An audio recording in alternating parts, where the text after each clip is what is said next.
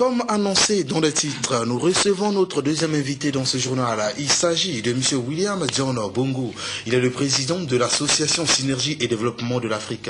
M. William, bonsoir. Bonsoir. On a suivi dans ce reportage, le 28 mai dernier, vous avez organisé un forum sur l'économie numérique à Paris. Pourquoi le choix de Paris? Bon, d'abord merci.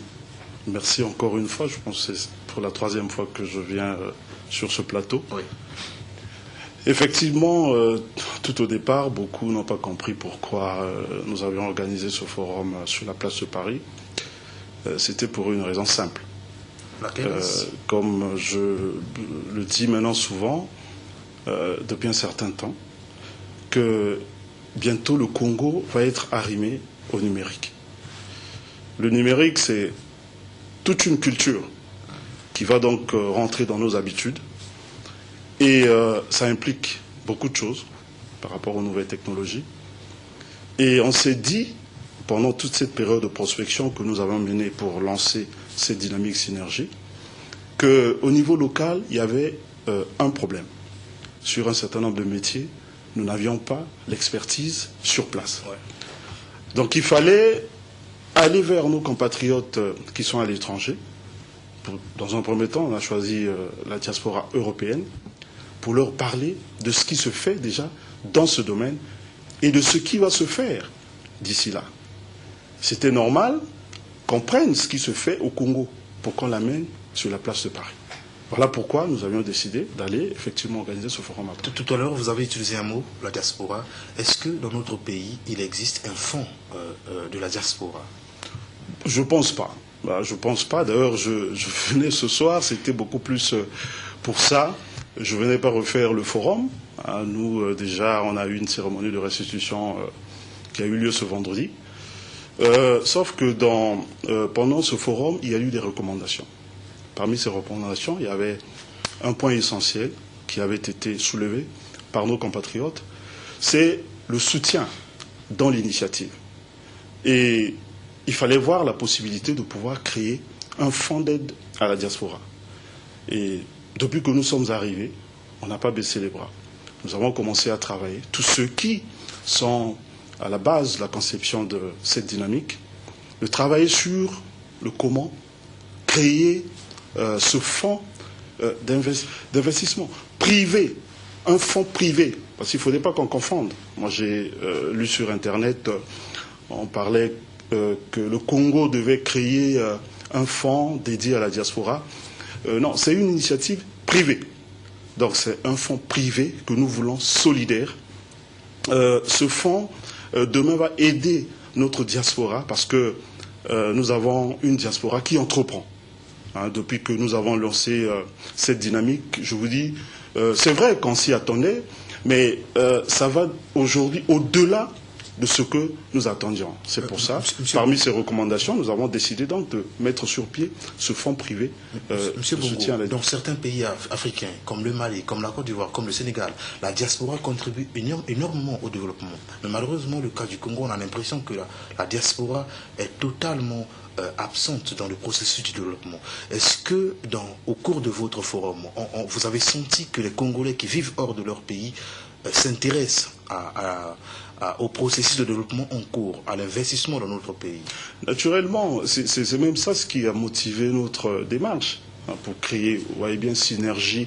On a bien écrit synergie avec S. Synergie, c'est une dynamique que nous voulons d'ensemble, dédiée dans un premier temps à cette diaspora. Et je peux vous rassurer et vous dire ce soir que nous avons été surpris de voir comment ces compatriotes, qui sont venus nombreux, parce qu'ils sont partis de partout, pas que de la France, mais aussi de certains pays de l'Europe, et qui nous ont dit de ce qu'on leur avait présenté.